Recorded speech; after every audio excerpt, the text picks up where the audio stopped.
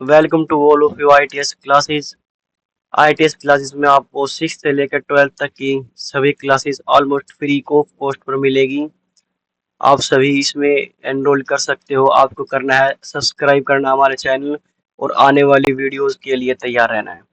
अगर आप आर्ट है या फिर साइंस है या फिर कॉमर्स है तो सभी के लिए बेस्ट फैकल्टीज उपलब्ध है। एमएससी एमकॉम और एमए क्यूए हमारे टीचर्स हैं। ये मुहिम हमारी उन बच्चों तक शिक्षा पहुंचानी है जो लोग महंगी महंगी फीस को अफोर्ड नहीं कर सकते हैं। उनके लिए हम शिक्षा को बहुत ही आसान बना देंगे। तो आज का हमारा जो टॉपिक या सब्जेक्ट स्टार्ट होने वाला है वो हिस्ट्री है। आप सभी लोग देखते होंगे कि हिस्ट्री का जो है सभी क्लासेस में बहुत सारा वेटेज रहता है। चाहे आप कोई भी एग्जाम दे लीजिए, चाहे एसएससी हो गया, चाहे कोई भी एग्जाम्स, चाहे स्टेट एग्जाम्स हो गए, यूपीएससी तक में हिस्ट्री का बहुत ही बड़ा योगदान रहता है। तो welcome to ITS classes education for all हमारी थीम है। और अगर आप 11वीं 12वीं केमिस्ट्री के लिए पढ़ना चाहते हैं तो हमारी स्पेशल बैचेस को जो भी ज्वाइन कर सकते हैं। ये भी फ्री ऑफ कॉस्ट है। आईआईटी जेईई नीट सभी बोर्ड एग्जाम्स के लिए एफकेट नेट या फिर गेट। एक मोटिवेशन थीम को देख लेते हैं। हार तो वो सब है जो आपको बेहतर होने का मार्ग देती है। बिल्कुल सही है। आप जितनी बार सफल होगे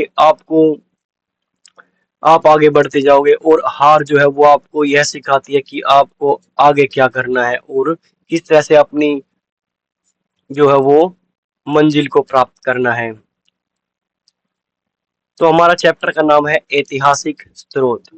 आप सभी लोग जानते होंगे कि ऐतिहासिक स्रोत क्या होते हैं। देखो ये सभी जो है जो भी मैं इसमें बोल रहा हूँ या फिर लिखूंगा, सबसे इम्पोर्टेंट बात क्या है इन सभी चीजों की। देखो आपको ये सभी चीज देखते रहना है, या अगर नहीं देख सकते हो तो इन सभी चीजों का बेफिक्र हो जाइए। इन सभी चीजों की मैं पीडीएफ जो है वो अरेंज करवाऊंगा आप सभी लोगों को क्लास खत्म होने के तुरंत बाद में। तो इन सभी को ज्यादा मैटर करना नहीं है। आपको बस जो है क्लासेस है वो सुनते जाना है और जो समझाने की चीज होगी वो मैं समझाता चलूंगा। चैप्टर का नाम है ऐतिहासिक स्रोत। तो अब ऐतिहासिक स्रोत क्या होते हैं? वे ऐसी ऐतिहासिक स्रोत है जो भी हमारे चीज मिली है इतिहास, उन्हीं को ऐतिहासिक स्रोत कहा गया। किसी व्यक्ति समाज अथवा देश में संबंधित महत्वपूर्ण विशिष्ट व सामाजिक क्षेत्रों की घटनाओं तथा तथ्यों का कालक्रम मतलब क्रोनोलॉजिकल ऑर्डर जो है उसको इतिहास कहा गया।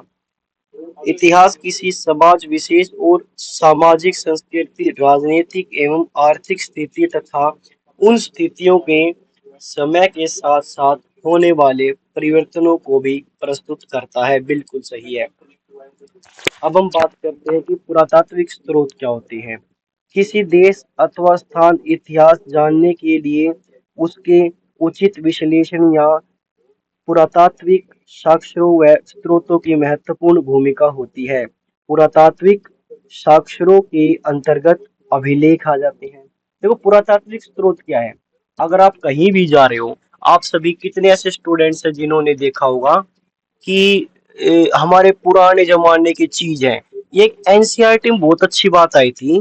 मैंने जब 6th क्लास की एनसीईआरटी पढ़ी थी उसमें क्या कहा गया था, उसमें था कि कुछ बच्चे साथ खेल रहे थे और उन्होंने देखा कि एक घर खंडर पड़ा हुआ है।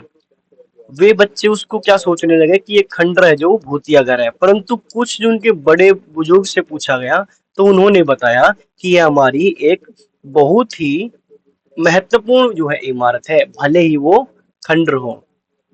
तो कह सकते हैं कि ओल्ड इज गोल्ड का यहाँ पर मैटर होता है इतिहास में सारा। तो अभिलेख क्या होती है?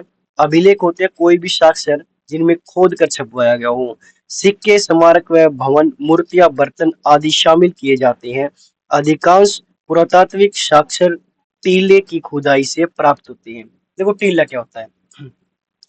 जब भी आप किसी चीज को बड़े उस पे देखते हो, तो जैसे यहाँ पर लेके चलते हैं, टीला क्या होता है?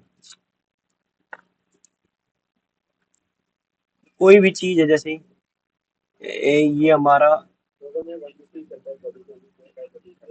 जमीन से उभरे हुए स्थान है, उसी को क्या कहा जाता है?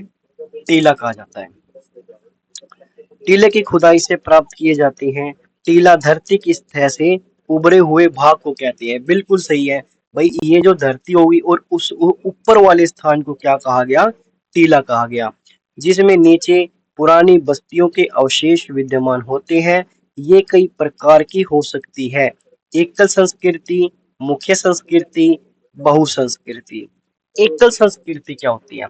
एकल संस्कृति जो एक एकल संस्कृति है जो केवल एक सभ्यता की होती है।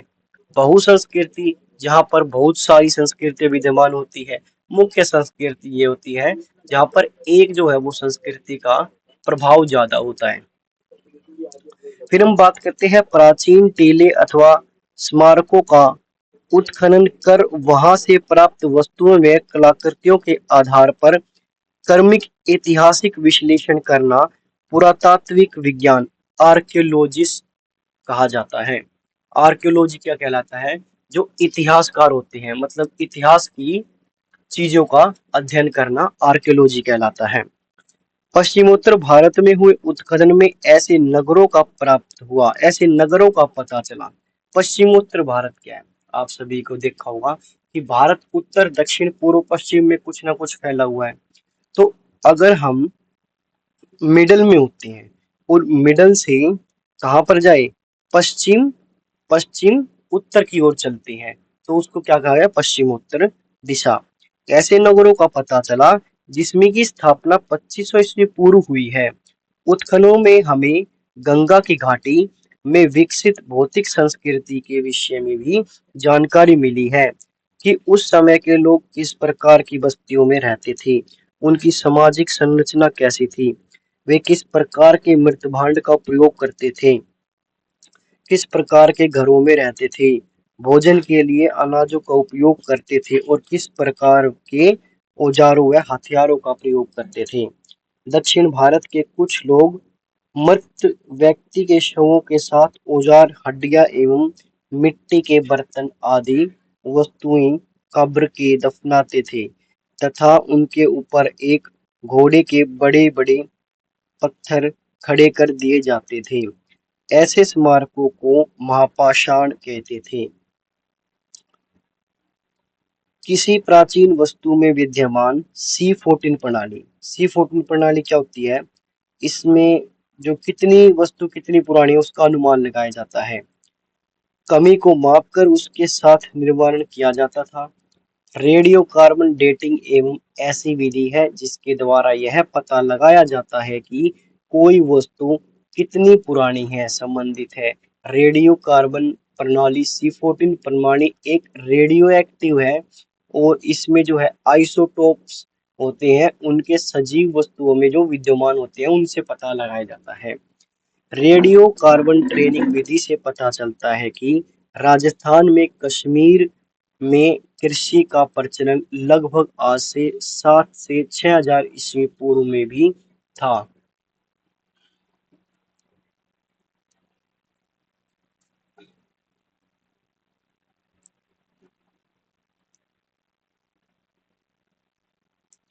पशुओं की हड्डियों का परीक्षण कर उनकी आयु की पहचान की जाती थी तथा उनके पालतू होने एवं उनके प्रकार के कार्यों में लाए जाते थे। सिक्के क्या है?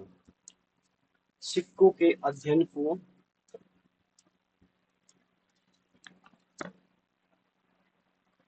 देखो, ये रहा एक बार, एक से जूम कर लेता हूँ मैं।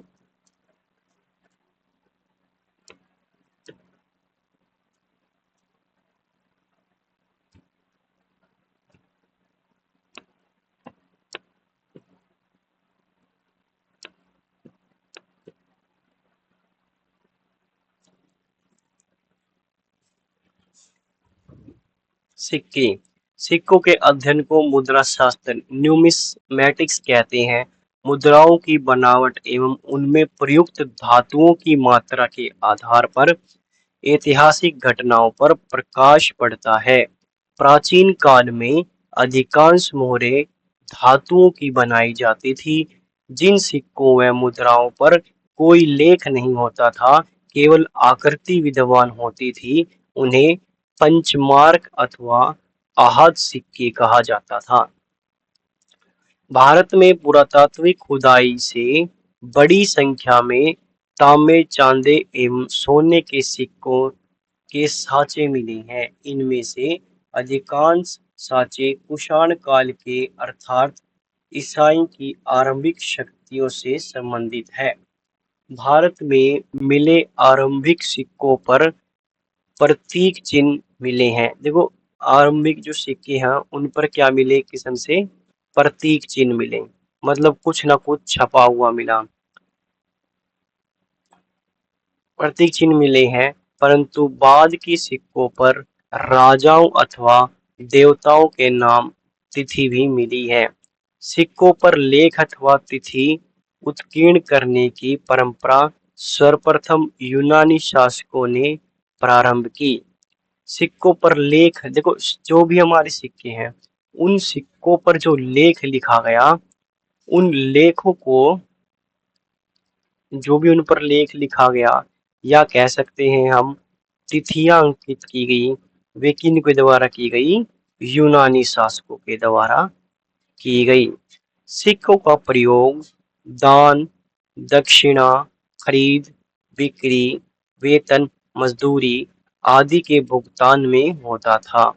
इसलिए सिक्कों का आर्थिक इतिहास के अध्ययन में भी महत्वपूर्ण योगदान है। भारत में सर्वाधिक सिक्के मौर्य काल के मिले हैं। सर्वाधिक सिक्के जो है वो मौर्य काल में मिले। परंतु पूछा जाए कि सोने के सिक्के वे किस काल में चलाए?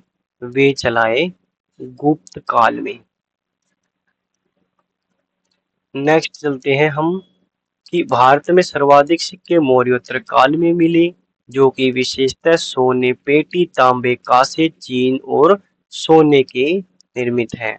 गुप्त शासकों ने सबसे पहले सोने के सिक्के जारी किए। देखो यार, जो गुप्त शासक है उन्होंने सबसे पहले क्या जारी किए? सोने के सिक्के जारी किए।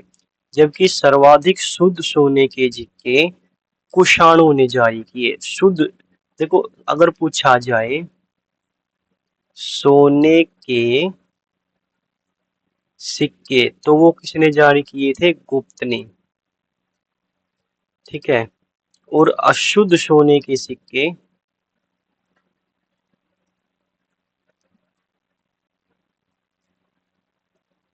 कुषाणों ने जारी किए। सातवाहन शासकों ने सबसे अधिक शीशे के सिक्के जारी किए।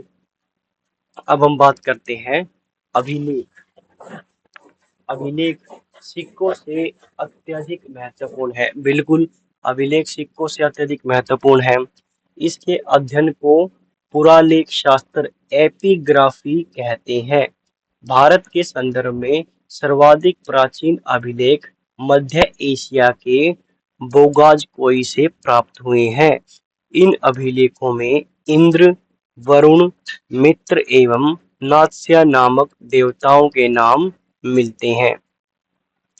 अभिलेख एवं दूसरे पुराने दस्तावेज की प्राप्ति तिथि अध्ययन एवं पुरालिपि शास्त्र, पैलियोग्राफी कहते हैं। अभिलेख मोहरे, स्तंभ एवं स्तूप, चट्टानों और ताम्रपाषाणों पर मिलने के अतिरिक्त मंदिरों एवं दीवारों पर भी इनका जिक्र मिलता है। आरंभिक अभिलेख प्राकृत भाषा में थे। भाषाएं जो है वो सबसे अधिक जो है वो, जैसे हम बात करें कि अशोक की भाषा भी कौन सी थी? प्राकृत भाषा थी। तो सबसे ज्यादा भाषा स्वाभाविक रूप से किसमें मिले होंगे? प्राकृत भाषा में है। ये ईस्वी पूर्व तीसरी सदी के हैं। अभिलेखों में संस्कृत भाषा ईस्वी की दूसरी सदी में मिली लगी तथा चौथी व पांचवी में इसका सर्वाधिक व्यापक प्रयोग होने लगा। प्राचीन इतिहास के स्रोत क्या क्या है? प्राचीन इतिहास के स्रोत, साहित्यिक स्रोत, पुरातात्विक स्रोत। साहित्यिक स्रोत धार्मिक साहित्य, लोक साहित्य। धार्मिक साहित्य में क्या आगे? ब्राह्मण, वेद, उपनिषद। उपनिषद का मतलब होता है पाठ, समीप बैठाना। आरण्यक, पुराण, स्मृति, रामायण, महाभारत। ब्रह्मोत्तर में आता है बौद्ध ग्रंथ और जैन ग्रंथ। विदेशी यात्रा, भाई जिन्होंने भी विदेश से यात्रा की अपने इंडिया में उनका आता है। ऐतिहासिक ग्रंथ, जीवनियाँ या फिर गाप्स्य ग्रंथ। पुरातात्विक साक्ष्यों में क्या क्या चीज आते हैं हमारे? अभिलेख, मुद्राएं, स्मारक, मूर्ति कलाएं आती हैं। फिर हम बात करते हैं कि हमारे यूनानी व रोम लेखक भी कुछ हुए। कुछ चीनी लेखक हुए जैसे फाहियान, शुंगियान, हेनसांग। हेनसांग कब आया? 629 से लेकर 647 तक आया। किसके दरबार में आया था? ये हमारा हर्षवर्धन की, हर्षवर्धन के दरबार में आया। ठीक है। इसिप्स आया और कुछ अरबी लेखक भी आए थे। इनको आगे पढ़ेंगे। जो यूनानी लेखक है वे टैसिन्स, हेरोडोटस, सिकंदर के साथ आने वाले विद्वान नियाको ओटिन्स एवं अस्टिबुलस, मैगस्थनीज। मैगस्थनीज किसने लिखी है? इंडिका। इंडिका के लेखक कौन है? मैगस्थनीज चंद्रगुप्त मौर्य के दरबार में आए थे। हाइड्रोकेकस बिंदुसार के टाइम में आए थे। हाइडोसियस अशोक के में। टॉलमी ज्योग्राफी के लेखक हैं। टॉलमी किसके हैं? ज्योग्राफी के लेखक। प्लिनी है नेचुरल हिस्ट्री का के लेखक हैं। अब बात करते हैं कुछ अरबी शासक आए जैसे सुलेमान, अलबतूनी। अलबरूनी तहकीक ए हिंद के लेखक वह इब्न बतूता आए थे। ठीक है, नेक्स्ट चलते हैं। अभिलेखों में प्रयुक्त लिपियां। अब जो भी अभिलेख होंगे या हम साक्षर कह सकते हैं उनमें कुछ ना कुछ तो क्या हुआ मिलेगा? लिखा मिलेगा। उन लिखने की क्या क्या लिपियां थी उनके बारे में पढ़ेंगे। ब्रह्मी लिपि। ब्रह्मी लिपि अशोक के अधिकतर शिलालेख ब्रह्मी लिपि में है। ब्राह्मी लिपि क्या है? बाएं से दाएं लिखी जाती है। बाएं से दाएं लिखी जाती है ब्राह्मी लिपि। खरोष्टी लिपि अशोक के कुछ शिलालेख खरोष्टी लिपि में है जो भी दाएं से बाएं लिखी जाती है। देखो ब्राह्मी लिपि जो है, देखो ब्राह्मी लिपि जो होगी वो बाएं हमारी होगी, बाएं से दाएं इस साइड में लिखी जाएगी ब्राह्मी लिपि, बाएं से दाएं। और खरोष्टी जो लिपि है वो दाएं से बाएं लिखी जाती है। यूनानी एवं आर्किमिडीज लिपि पाकिस्तान, अफगानिस्तान में अशोक के शिलालेखों से प्राप्त हुई है। तीन लिपियां पढ़ी। तीन लिपियां कौन सी थी? एक तो थी होंगी ब्राह्मी लिपि, खरोष्टी लिपि और यूनानी लिपि। मौर्य सम्राट अशोक के अनेक अभिलेख देश के विभिन्न भागों से मिले हैं जिसमें उसके साम्राज्य की सीमा, धर्म और शासन नीति पर प्रकाश डाला गया है। उदयगिरी से प्राप्त हथनीकुंड अभिलेख। उदयगिरी से प्राप्त है हथनीकुंड अभिलेख से कलिंग नरेश खारवेल की उपलब्धियों के संदर्भ में जानकारी प्राप्त होती है। शक शल्क रुद्रमन के जूनागढ़ अभिलेख से शक शासक रुद्रमन अशोक व समुद्रगुप्त मौर्य के संदर्भ में जानकारी मिलती है। अब ये देखिए ये क्या है? प्रमुख अभिलेख एवं उसके शासक। हथनी गुफा अभिलेख कलिंग नरेश खारवेल। ऐहोल अभिलेख पुलकेशिन द्वितीय। नासिंग अभिलेख गौतमी लक्ष्मीश्री। जूनागढ़ अभिलेख रुद्रमन। प्रयाग स्तंभ अभिलेख समुद्रगुप्त। मंदसौर अभिलेख मालवा नरशेर, मालवा नरेश यशोवर्धन। ग्वालियर अभिलेख प्रतिहाज प्रतिहार नरेश भोज। देवापढ़ अभिलेख बंगाल शासक विजयसेन। भीतरी व जूनागढ़ अभिलेख स्कंदगुप्त। भारत का सर्वाधिक उल्लेख हथनी गुफाओं अभिलेख में मिलता है। वरिष्ठ पुत्र पुलवामी ने नरसिंह गुहा अभिलेखों के मध्य से उनकी धार्मिक साहित्य और उनकी संस्कृति के संदर्भ में जानकारी प्राप्त होती है।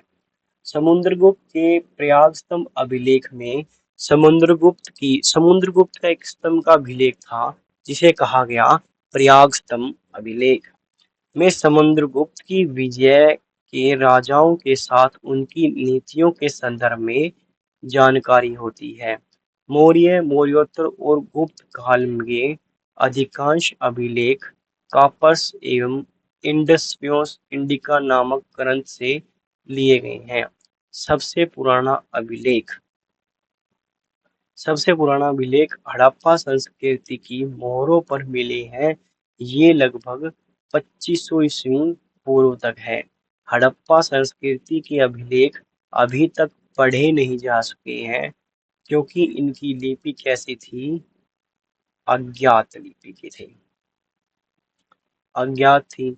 ठीक है, ये भावचित्रात्मक लिपि थी, मतलब जो भी कहा गया इनमें भावना के तौर पर कहा गया, जिनमें विचारों और वस्तुओं के चित्रों के रूप में व्यक्त किया जाता था। सबसे पुराने अभिलेख जो पढ़े जा चुके हैं वे ईस्वी पूर्व तीसरी सदी के अशोक के शिलालेख हैं। सबसे पहले पढ़े गए अभिलेख। इन अभिलेखों को पढ़ने में सर्वप्रथम जो है सन 1837 में जेम्स प्रिंसेप को सफलता मिली, जो उस समय बंगाल के ईस्ट इंडिया कंपनी की सेवा में ऊंचे पद पर कार्यरत थे। पुरातात्विक स्तंभ अभिलेख व उनके स्थान। मोहाली स्तंभ अभिलेख चंद्रगुप्त सेकंड गुप्त काल का था। यह स्तंभ चंद्रगुप्त द्वितीय के वैष्णव होने एवं बंगाल विजय पर सतलुज सिंधु के समीप विभिन्न राजाओं के समूह में युद्ध एवं विजय के विवरण प्राप्त करता है। मूलतः यह विवरण विष्णुपद पहाड़ी सप्तम उद्देश्य के मध्य में स्थापित है। नेक्स्ट है प्रयाग प्रशस्ति अभिलेख। प्रयाग प्रशस्ति अभिलेख समुद्रगुप्त गुप्त काल। बौद्ध स्तंभ अभिलेख राजा वसुदेव शुभ काल। मथुरा स्तंभ अभिलेख मथुरा उत्तर प्रदेश चंद्रगुप्त सेकंड गुप्त कालीन। संस्कृति की रचयिता उस शक्ति एवं मूल है एवं अशोक स्तंभ पर अंकित है जो समुद्रगुप्त द्वारा 200 ईस्वी में कौशाम्बी से प्रयाग लाया गया था। इस पर समुद्रगुप्त के दरबारी कवि हरिशेप ने काव्यात्मक शैली में समुद्रगुप्त की वंश परिचय, उनकी विजयों एवं राज्य विस्तार का वर्णन किया है। इस अभिलेख में शुंग वंश के विषय में जानकारी प्राप्त होती है। यह प्रथम गुप्त शिलालेख है जिसमें गुप्त वंश का प्रथम वर्ष वर्णित है। इस स्तंभ लेखक द्वारा वैष्णव धर्म के अनुयायी गुप्त साम्राज्य की धार्मिक सहिंदू पर प्रकाश डालता है। इसमें महेश्वर समुदाय के उद्दिचार्य की भी वर्णन किया गया है। नेक्स्ट अभिलेख है गुरु स्तंभ लेख हेलियोडोरस स्तंभ बैसंस विदेश मध्य प्रदेश। भागवत ये छोड़िए की चीज लिखी है वगैरह। इनमें से दो अभिलेख उत्तीर्ण है। एक अभिलेख है हेलियोडोरस एवं वायुदेव का अनुयायी बताते हुए उनके द्वारा निर्माण किया गया है तथा दूसरे अभिलेख महाभारत के एक श्लोक का उल्लेख है। एर्णक स्तंभ अभिलेख समुद्रगुप्त गुप्त काल। यह स्तंभ ऐसे समुद्रगुप्त के व्यक्तिगत मामलों की जानकारी देता है जिसे विदर्शी शैली में इस प्रकार अंक उत्तीर्ण है। नेक्स्ट है एर्णक स्तंभ लेख भीतरी स्तंभ लेख विहार स्तंभ लेख बिल्सगढ़ स्तंभ लेख। एर्णक मध्य प्रदेश बुद्ध, गुप्त और गुप्तकालीन, ये सारे स्तंभ जो है वो अब गुप्तकालीन स्टार्ट हो जाएंगे। गुप्तकालीन, ठीक है, यहाँ से गुप्तकालीन स्तंभ स्टार्ट हो जाएंगे, ठीक है।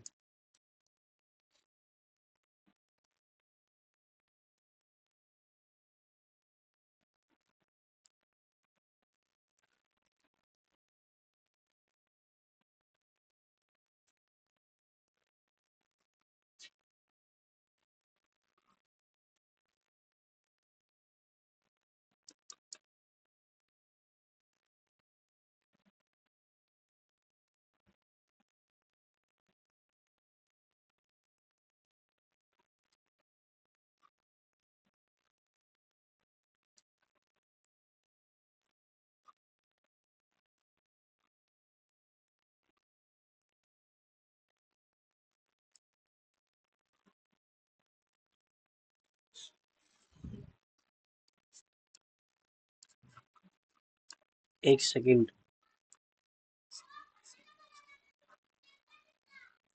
इस समय कोई भी तिथि अंकित नहीं है। इस पर स्कंदगुप्त तक के गुप्त शासकों तथा कुछ पदाधिकारियों का उल्लेख है। विशलगढ़ भी गुप्त काल का है। इस अभिलेख में गुप्त संवत 96 अंकित है तथा कुमारगुप्त एक के गुप्त शासकों का उल्लेख है। इसी अभिलेख में ध्रुवशास्मी नामक एक ब्राह्मण द्वारा कार्तिकेय मंदिर तथा धर्मसंघ के निर्माण का उल्लेख भी है। यह अभिलेख है, ठीक है। फिर क्या आता है, साहित्यिक स्रोत। साहित्यिक स्रोत जो लिखी जाती है। यद्यपि प्राचीन भारतीयों को लिपि का ज्ञान लगभग 2500 ईस्वी पूर्व में भी था, परंतु हमारी प्राचीनतम उपलब्ध पांडुलिपियां ईस्वी की चौथी सदी के पहले ही नहीं और इस मध्य एशिया से प्राप्त हुई है। भारत में पांडुलिपियां भोजपत्र एवं ताड़पत्रों पर मिली, परंतु मध्य एशिया में यह भारत के प्राकृत भाषा फैल गई थी। ठीक है, यहाँ पर क्या से भारत की भाषा फैल गई थी, प्राकृत भाषा। फिर वेद, उपवेद व उनकी विशेषताएं। वेदों की बात करते हैं। ऋग्वेद, यजुर्वेद, सामवेद, अथर्ववेद। ऋग्वेद, ऋग्वेद आयुर्वेद, युगवेद आयुर्वेद, ऋग्वेद आयुर्वेद चिकित्सा शास्त्र से संबंध। यजुर्वेद धनुर्वेद युद्ध कला से संबंधित। सामवेद गंधर्ववेद, सामवेद का उपवेद है गंधर्ववेद, कला एवं संस्कृति से संबंधित।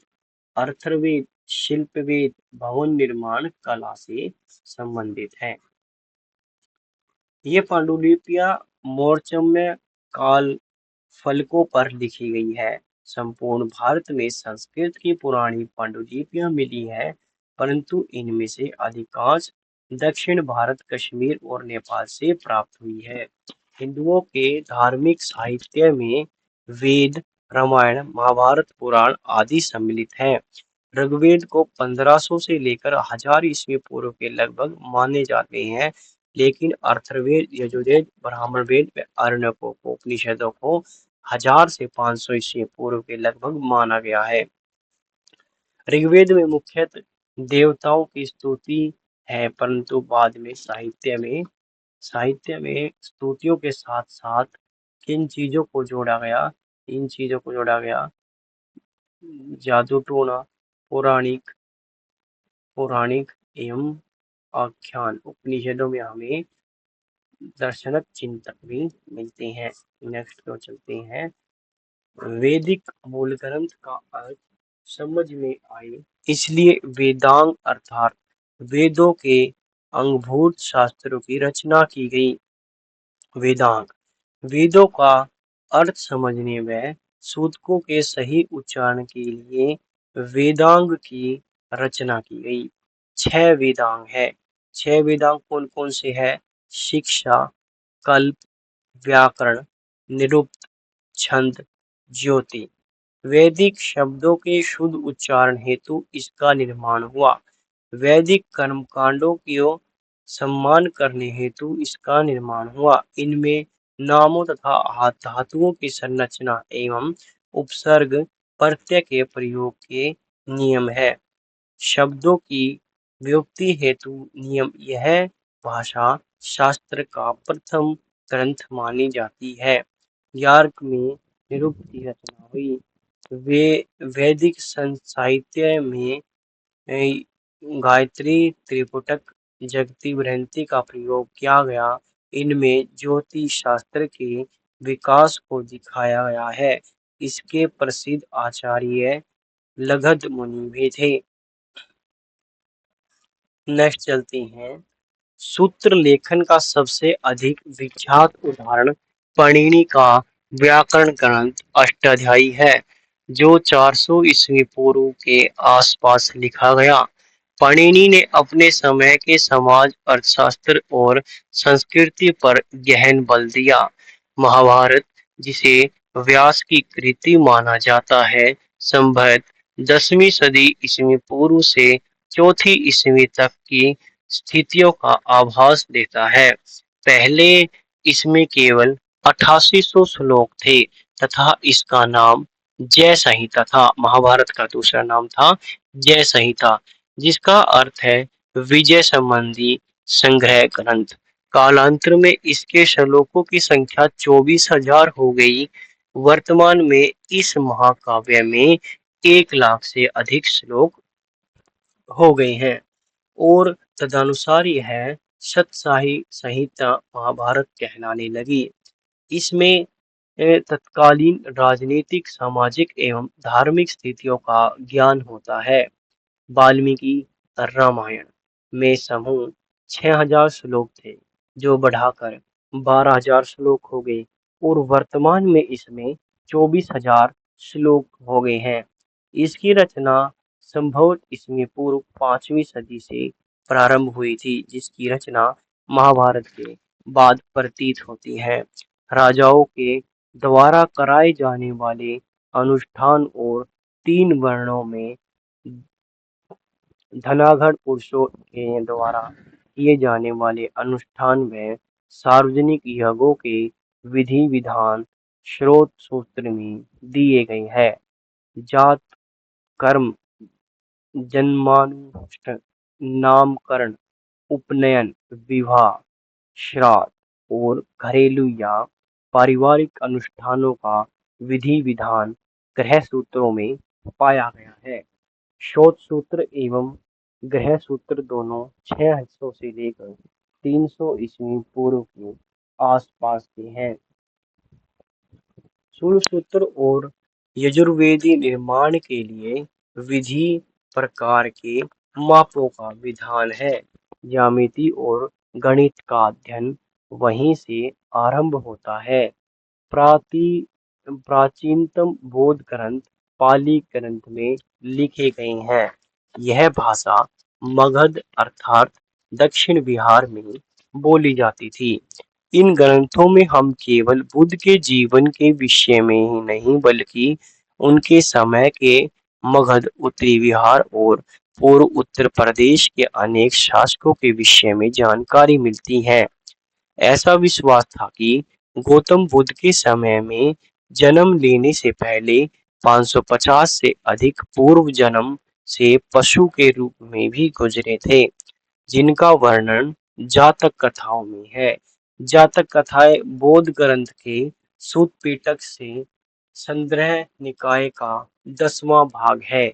ये महात्मा बुद्ध के पूर्व जन्म संबंधी कथाएं हैं।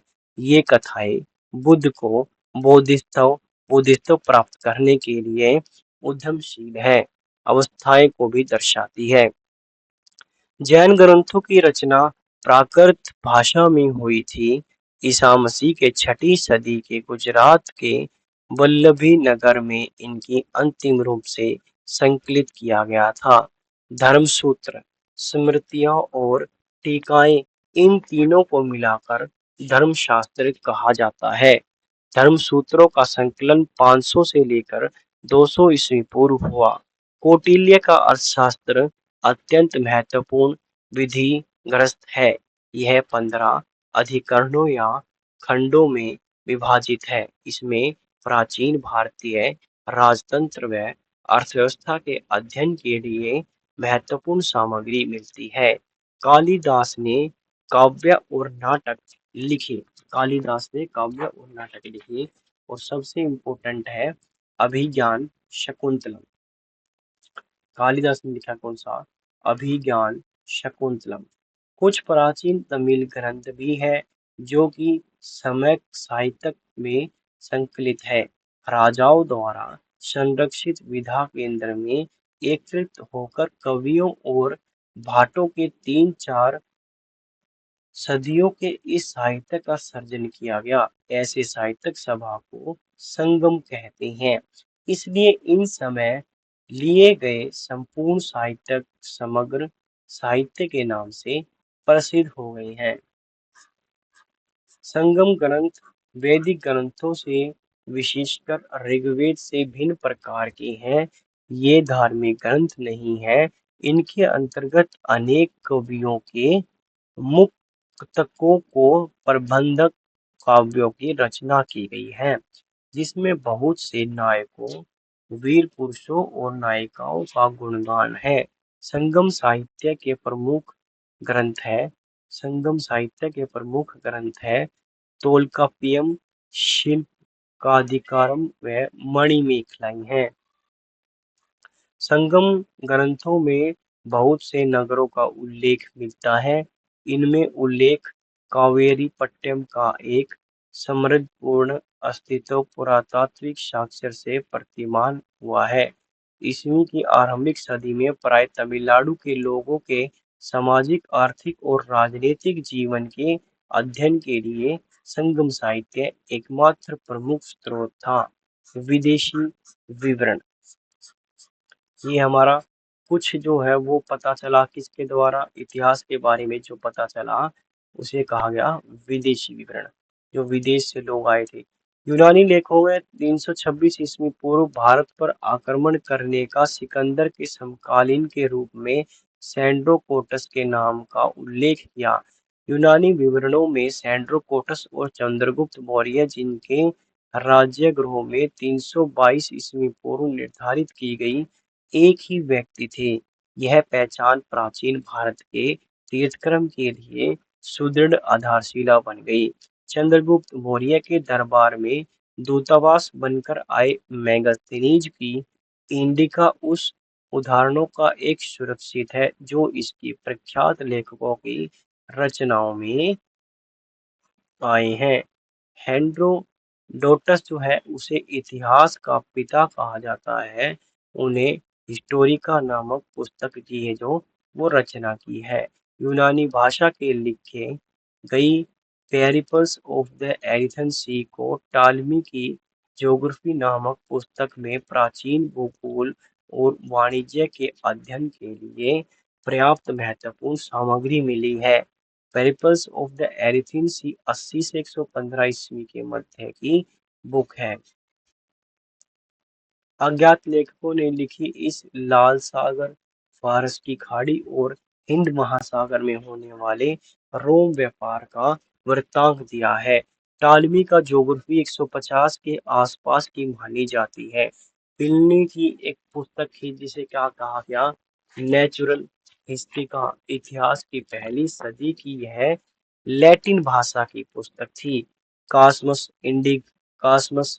इंडिक इंडिका पैलेस यूनानी भाषा की 535 ईस्वी में भारत में क्रिश्चियन टोपोग्राफ नामक ग्रंथ की रचना है। सुलेमान प्रतिहार अल और अलबरूनी इतिहास ए हिंद किताब उल हिंद की रचना, जिसमें भारत के निवासियों की तत्कालीन दशा का वर्णन किया गया है। अब हम बात करते हैं जो है पहला फाहयान, शुगयान, हेनसांग, इहिब्स आदि सभी जो चीनी लेखक आए। और इसके बाद कौन आया, मातवेस आए और चाउजू हुआ आए। ये प्रसिद्ध लेखक जो है रचनाएं इनकी है फोक्यो की भारत की तत्कालीन का विवरण राजनीतिक, सामाजिक एवं धार्मिक दशाएं। आज का हमारा चैप्टर यही समाप्त होता है। नेक्स्ट चैप्टर में हम पढ़ेंगे अगला चैप्टर। देखो ये एक बार इम्पोर्टेंट है, इन सभी चीजों के पर पढ़ लेना। समझाने वाला कुछ नहीं है इसमें, पढ़ने वाला। जैसे फायन ने अपने 15 वर्ष की भारत यात्रा में मुख्य नगरों, बौद्ध धर्म एवं परि परिवर्तित स्थानों का भ्रमण किया। उसमें चंद्रगुप्त द्वितीय नाम का उल्लेख नहीं है। द्वारा शासित मध्य देश का विवरण वर्ष किया गया। इसमें गुप्तकालीन दंड विधान, कृषि उपज पर कर, मध्य देश और ब्राह्मण ग्रंथों की प्रख्यात धनी व्यक्तियों एवं मंदिर विहार, निशुल्क पुण्यशालाओं एवं औधशालाओं का निर्माण जानकारी मिलती है। इम्पोर्टेंट है। आज के लिए बस इतना ही। मिलते हैं अगली वीडियो में।